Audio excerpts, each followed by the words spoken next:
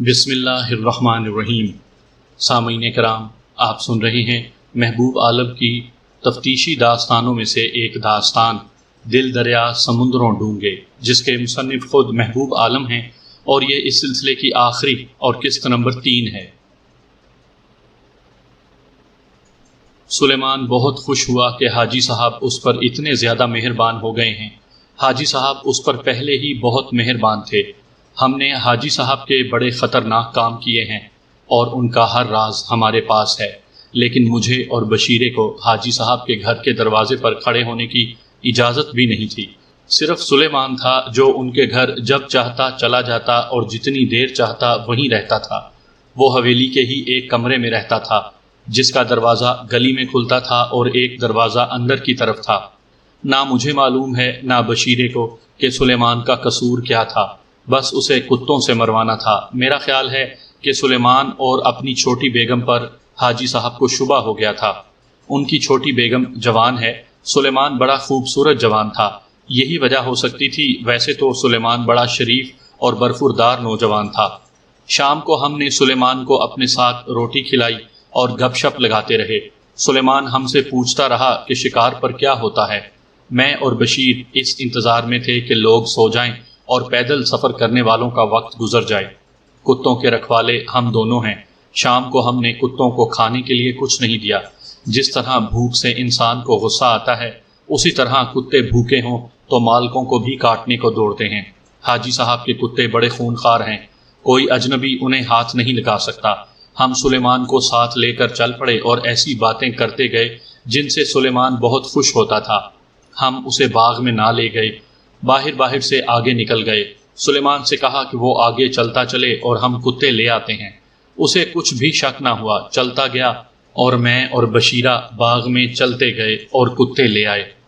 یہ کتے میرے اور بشیرے کے اشاروں پر کام کرتے ہیں۔ ہم سلیمان تک پہنچ گئے، اسے کہا کہ چلو ذرا دوڑ لگائیں۔ کتے سست ہو گئے ہیں۔ ہم دونوں نے 2 کتے پکڑے ہوئے تھے۔ کتے بھوکے تھے، اس لیے بے چین اور بے قابو ہو رہے تھے۔ ہم دوڑے اور سلیمان 3-4 قدم آگے ہو گیا۔ بولی بلڈاگ بشیرے کے پاس تھا۔ اس نے کتے کو سلیمان کی طرف اشارہ دیا اور منہ سے ایک مخصوص آواز نکالی۔ اس نے کتے کی زنجیر پٹے سے الگ کر دی۔ خونخوار کتا دوڑا اور سلیمان کی ران منہ میں لے لی۔ سلیمان چیخنے چلانے لگا۔ میں نے کہا بھاگو سلیمان، کھڑے نہ رہو۔ یہ میں نے اس لیے کہا تھا کہ وہ بھاگے گا تو کتے اسے شکار سمجھ کر اس پر ٹوٹ پڑیں گے۔ اس نے بھاگنے کی کوشش کی تو ہم نے باقی 3 کتوں کو بھی چھوڑ دیا۔ بولی کتا پہلے ہی سلیمان کو پکڑے ہوئے تھا، باقی کتوں نے اسے شکار سمجھا اور کچھ دیر بعد چاروں نے سلیمان کی وہ حالت کر دی جو آپ نے دوسرے دن جا کر دیکھی۔ ہم نے کتوں کو بڑی ہی مشکل سے زنجیریں ڈالیں، یہ تو سلیمان کو کھا رہے تھے۔ حاجی صاحب نے کہا تھا کہ کام صحیح ہو جائے تو واپس آ کر کتوں کو نہلا دینا تاکہ خون کا نشان باقی نہ رہے۔ ہم نے واپس لا کر پہلے کتوں کے آگے دودھ رکھا، پھر کھانے کے لیے دیا۔ انہیں چین آ گیا تو مالی کو ساتھ لے کر انہیں خوب نہلایا۔ ایک بات بتاؤ، میں نے اپنی عقل کا امتحان لینے کے لیے کہا۔ دوسرے دن جب میں لاش کے قریب سے کھرے اور کتوں کے پنجوں کے نشانات دیکھتا رہا اور باغ کی طرف جا رہا تھا تو تم دونوں باغ میں چلے گئے اور وہاں سے مویشی کھول کر اسی راستے پر انہیں ہانک لائے تھے۔ کیا تمہیں حاجی نے کہا تھا کہ دوڑ کر جاؤ اور مویشیوں کو ادھر لاؤ؟ ایسے ہی ہوا تھا، اس نے جواب دیا۔ حاجی صاحب آپ کو دیکھ رہے تھے، ہم تماشائیوں میں کھڑے تھے۔ انہوں نے بشیرے کے کان میں کہا تھا کہ باغ میں جاؤ اور مویشی کھول کر اس راستے پر لے آؤ اور آگے ندی میں لے جانا تاکہ کسی کو کوئی شک نہ ہو۔ جناب، حاجی صاحب کو اللہ نے ہم سب سے زیادہ عقل دی ہے۔ میری رائے یہ ہے کہ عقل اللہ کا بہت بڑا انعام ہے، لیکن اس میں خطرے بھی ہیں۔ بعض آدمی اپنے آپ کو اتنا عقل مند سمجھ لیتے ہیں کہ اپنے فیصلے اور اپنی ہر بات کو صحیح کہتے ہیں۔ ایسے آدمی اکثر نقصان اٹھاتے ہیں۔ دوسرے وہ لوگ ہیں جنہیں خدا عام انسانوں کی نسبت سے زیادہ عقل دیتا ہے اور وہ عقل کو بھلائی کے کاموں میں استعمال کرتے ہیں۔ ایک نہ ایک دن تو یہی عقل ان کو ذلیل کروا دیتی ہے اور دوسروں کی نظروں میں گراتی ہے۔ جیسے سپاہی گرنیڈ پھینکنے لگتے ہیں تو پھینکنے سے پہلے ہی گرنیڈ ان کے اپنے ہاتھ میں پھٹ جاتا ہے۔ میں نے بشیرے کو بلایا، اس نے مجھے بھٹکانے کی کوشش کی۔ میں نے صرف 2 باتیں کہیں تو اس نے سر جھکا لیا، پھر اس نے بیان دے دیا۔ معمولی سی 2-3 باتوں کے سوا اس کا بیان تاجے کے بیان سے ملتا جلتا تھا۔ ان دونوں کو میں نے حراست میں لے لیا، لیکن حاجی سے بات کرنے سے پہلے میں نے اس کی بیٹی یعنی ناصر کی بیوی سے ملنا ضروری سمجھا۔ مجھے مقدمہ مضبوط کرنے کے لیے ابھی بہت کچھ چاہیے تھا۔ شام کا اندھیرا گہرا ہو گیا تھا۔ میں نے وردی اتاری، اپنے کپڑے پہنے اور ناصر کے گھر چلا گیا۔ ناصر کی بیوی میرے سامنے آ گئی۔ میں نے اس سے پوچھا کہ وہ ناصر کے بغیر میرے ساتھ بات کرے گی۔ وہ تیار ہو گئی اور ناصر اسے میرے پاس چھوڑ کر اندر چلا گیا۔ وہ صحیح معنوں میں خوبصورت لڑکی تھی، لیکن اداس۔ ناصر نے تمہیں بتا دیا ہوگا کہ حاجی صاحب حوالات میں بند ہیں، میں نے کہا۔ اس کا تمہیں ضرور افسوس تو ہوگا۔ اگر مقدمہ ثابت ہو گیا تو ضروری نہیں کہ انہیں سزائے موت ہو سکتا ہے عمر قید بھی نہ ہو، کیونکہ قتل کرنے والے دوسرے ہیں۔ اگر میرے باپ کو سزائے موت نہ ہوئی تو مجھے افسوس ہوگا، اس نے کہا۔ کیا آپ کے قانون میں ایسی سزا نہیں کہ قاتل نے جس طرح کسی کو قتل کیا ہے اسے اسی طرح موت کی سزا دی جائے؟ میرے باپ کو آپ اس کے کتوں سے اسی طرح نہیں مروا سکتے جس طرح اس نے سلیمان کو مروا دیا ہے۔ اس کا چہرہ سرخ ہو گیا، کہنے لگی، میں اپنے باپ کی لاش کے ٹکڑے دیکھنے کو بے چین ہوں۔ میں نے کچھ باتیں کر کے اس کے جذبات کو تسکین کی۔ مجھے فائدہ یہ ملا تھا کہ اس کے جذبات سے میں پہلے ہی واقف ہو چکا تھا۔ اس کے مطابق باتیں کر کے میں نے اسے اپنے ہاتھ میں لے لیا۔ اس میں ذرا جھیپ رہ گئی تھی، وہ بھی ختم ہو گئی۔ تمہیں کس طرح پتا چلا تھا کہ تمہارے باپ نے سلیمان کو کتوں سے مروایا ہے؟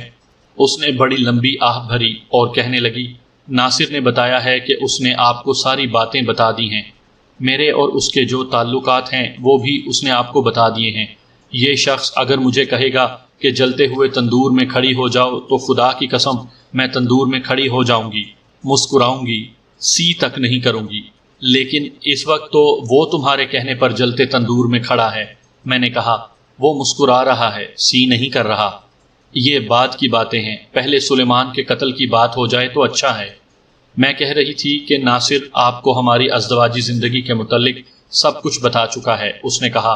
میرا باپ جس طرح سلیمان کا دشمن ہوا تھا، یہ ساری کہانی مجھے سنانی پڑے گی۔ میں نے خود تو سلیمان کو قتل ہوتے نہیں دیکھا۔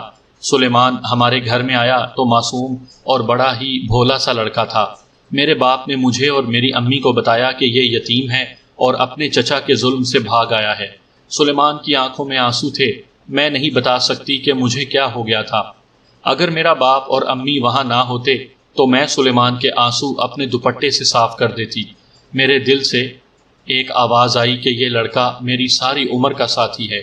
میرا دل شاید کمزور تھا، میرے دماغ میں بہت سے خیالات آئے۔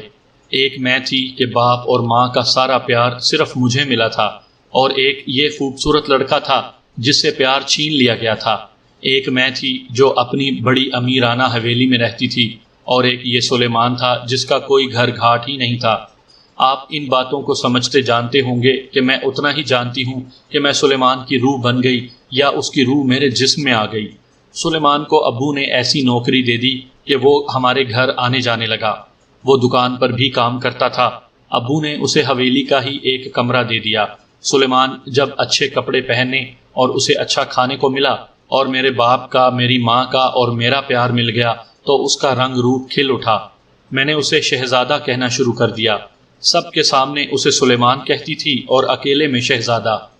اس کے ساتھ تنہائی کی ملاقاتیں فوراً شروع ہو گئی تھیں۔ فوراً ہی سمجھ لیں، اس نے کہا۔ وہ ڈرتا تھا، کہتا تھا کہ یہ امانت میں خیانت ہے۔ میں نے اس کا ڈر دور کر دیا تھا۔ ہمارا پیار پاک تھا۔ میں تو اتنی دلیر ہو گئی تھی کہ کبھی کبھی رات کو جب سب سو جاتے تھے میں اس کے کمرے میں چلی جاتی تھی۔ وہ ایمان کا پکا تھا۔ پہلے تو وہ ڈرتا رہا، جب اس کے دل میں محبت پیدا ہوئی تو وہ ایمان کا اور زیادہ پکا ہو گیا۔ آپ شاید اس محبت کا مطلب نہیں سمجھ سکتے۔ میں اس لڑکی کی باتوں پر زیادہ توجہ نہیں دے رہا تھا۔ میں اس کے لہجے اور انداز کو دیکھ رہا تھا۔ یہ لڑکی یقیناً نارمل نہیں تھی۔ وہ ٹھہرے ٹھہرے لہجے میں اور آہستہ آہستہ اس طرح بول رہی تھی جیسے وہ اکیلی بیٹھی اپنے آپ کے ساتھ باتیں کر رہی ہو۔ اگر میں صحیح بیان کر رہا ہوں تو آپ اس طرح سمجھ لیں کہ ہم تصور بناتے اور اسے دیکھتے ہیں، لیکن اس لڑکی کو تصور فلم کی طرح نظر آ رہا تھا اور بول بھی رہا تھا، اور وہ لطف حاصل کر رہی تھی۔ وہ اسی لہجے اور انداز سے سناتی رہی۔ وہ اور سلیمان صحیح معنوں میں جسم اور روح بن گئے تھے۔ ایک روز حاجی نے اپنی بیٹی سے کہا کہ اسے پتہ چلا ہے کہ وہ سلیمان کے کمرے میں جاتی ہے اور سلیمان اسے تنہائی میں ملتا ہے۔ بیٹی نے بڑی دلیری اور خود اعتمادی سے کہا، آپ نے جو کچھ سنا ہے وہ غلط نہیں ہے، لیکن آپ کی عزت پر حرف نہیں آئے گا۔ سلیمان نمک حرام نہیں۔ باپ اس روز تو چپ ہو گیا۔ 3-4 دنوں بعد لڑکی کو ماں نے کہا، تمہارے ابو پریشان ہیں کہ تم سلیمان کو اپنا نوکر نہیں سمجھتی اور تم نے اسے کوئی اور ہی درجہ دے دیا ہے۔ بیٹی نے ماں کو صاف کہہ دیا کہ سلیمان کو ملے بغیر نہیں رہ سکتی اور خاندان کی عزت کا اسے پورا احساس ہے۔ ماں نے دنیا دیکھی تھی۔ وہ بیٹی کا مطلب سمجھ گئی اور بیٹی کو سمجھانے لگی کہ اس محبت کا انجام وہ نہیں ہوگا جو اس نے سوچ رکھا ہے۔ بیٹی اکلوتی اولاد تھی۔ ماں باپ کے پیار نے اسے خود سر بھی بنا دیا تھا۔ اس نے ماں کو تسلی دی لیکن اس کی نصیحت پر توجہ نہ دی۔ 5-6 سال گزر گئے تھے۔ لڑکی نے مجھے بتایا، اب نہ مجھے کسی کی نصیحت کی پرواہ تھی نہ ہی سلیمان کو۔ میں نے سلیمان سے کہہ دیا تھا کہ میرے باپ نے تمہیں نوکری سے نکالا تو سمجھ لو کہ اس نے مجھے گھر سے نکال دیا، میں تمہارے ساتھ نکل چلوں گی۔ اب سلیمان ہوشیار ہو گیا تھا۔ ایک روز سلیمان نے مجھے بتایا کہ چھوٹی بیگم نے اسے اپنے کمرے میں بلایا تھا۔ 3 سال پہلے میرے باپ نے دوسری شادی کی تھی۔ اس دوسری بیگم کی عمر اب 25-26 سال ہے۔ میرے باپ کی عمر آپ دیکھ رہے ہیں۔ اس جوان عورت نے سلیمان کو اپنے کمرے میں بلایا۔ سلیمان نے مجھے بتایا کہ میری ستیلی ماں نے اسے اپنے جال میں پھانسنے کی کوششیں کی تھی لیکن سلیمان اس کے ہاتھ نہ آیا۔ اس کے بعد میری ستیلی ماں، جو اپنے آپ کو چھوٹی بیگم کہلاتی تھی، میری اور سلیمان کی دشمن ہو گئی۔ میں سلیمان سے ملتی رہی۔ ہم اکیلے بیٹھتے تو دنیا کو اور تمام خطروں کو بھول جایا کرتے تھے۔ 2-3 مہینے پہلے باپ نے میری منگنی کر دی۔ میں نے ناصر کو، جو میرا منگیتر تھا، ایک عورت کی زبانی پیغام بھیجا کہ میں اسے قبول نہیں کروں گی، بہتر ہے کہ وہ میرا رشتہ قبول کرنے سے انکار کر دے، ورنہ وہ ساری عمر کے لیے خوشیوں سے خالی رہ جائے گا۔ یہاں سے ہمارے حالات بہت خراب ہو گئے۔ چھوٹی بیگم میرے باپ کو میرے اور سلیمان کے خلاف بھڑکاتی رہتی تھی۔ مجھے پتا چلا کہ ناصر نے کہہ دیا تھا کہ وہ میرے ساتھ شادی نہیں کرے گا، لیکن میرے باپ نے اسے دھمکی دے کر میرے ہی رشتے پر قائم رکھا تھا۔ اس عجیب و غریب لڑکی نے بڑی لمبی کہانی سنا دی جو مختصر الفاظ میں اس طرح ہے کہ اس نے اپنے باپ سے کہہ دیا کہ وہ ناصر کے ساتھ شادی نہیں کرے گی۔ ادھر ستیلی ماں نے حاجی کو لڑکی کے خلاف پہلے سے زیادہ بھڑکانا شروع کر دیا۔ حاجی اب چھوٹی بیگم کی زیادہ سنتا تھا اور لڑکی کی ماں یعنی پرانی بیوی کی طرف توجہ نہیں دیتا تھا۔ سلیمان نے ایک روز لڑکی کو بتایا کہ رات کو جب سب سو گئے تھے، چھوٹی بیگم اس کے کمرے میں چلی گئی اور اسے کہا کہ تم میری محبت اور دوستی کو قبول کر لو اور حاجی کی بیٹی کے ساتھ تعلق توڑ دو۔ سلیمان نے کمرے سے بھاگ کر اپنی جان چھڑائی۔ قتل سے 10-12 دن پہلے حاجی نے اپنی بیٹی سے کہا، سلیمان کا خیال دل سے نکال دو، یہ بدماش بنتا جا رہا ہے، اس نے چھوٹی بیگم کی عزت پر ہاتھ ڈالا ہے، میں دیکھ رہا ہوں کہ یہ سدھرتا ہے یا نہیں، میں اسے موقع دے رہا ہوں۔ لڑکی کو غصہ آ گیا۔ اس نے کہا، آپ اسے نوکری سے جواب دے دیں، وہ کہیں اور چلا جائے گا، آپ اپنی چھوٹی بیگم کو سنبھالیں، وہ سلیمان کی عزت پر ہاتھ ڈال رہی ہے، اور میں آپ کو ایک بار پھر بتا رہی ہوں کہ میں ناصر کے ساتھ شادی نہیں کروں گی۔ اس پر باپ بیٹی میں بہت جھگڑا ہوا۔ باپ نے بیٹی سے کہا، تم ایک یتیم اور غریب کا خون میرے ہاتھوں کروانا چاہتی ہو، میں اس سلیمان کو کتوں سے پھڑوا دوں گا۔ لڑکی نے مجھے بیان دیتے ہوئے کہا، میں اسے دھمکی سمجھتی رہی، اگر ذرا سا بھی شک ہوتا تو میں سلیمان کو گھر سے بھگا دیتی۔ تھوڑے ہی دن گزرے تھے کہ ایک صبح اطلاع ملی کہ سلیمان کو بھیڑیوں نے چیر پھاڑ دیا ہے۔ میری جو حالت ہوئی اس کا آپ اندازہ نہیں کر سکتے۔ میری امی بھی اس روز روتی رہی تھیں، چھوٹی بیگم مسکراتی اور ہنستی رہی۔ دن کے وقت وہ میرے پاس آئی اور نرم سی آواز میں اس نے مجھے کہا، دیکھ لیا تم نے، اپنی ماں سے کہنا میرے خلاف زبان بند کر لے، ورنہ ماں بیٹی اسی طرح چیری پھاڑی جاؤ گی، میں کتوں کو بھیڑیے بنا سکتی ہوں۔ میں اس کا اشارہ سمجھ گئی۔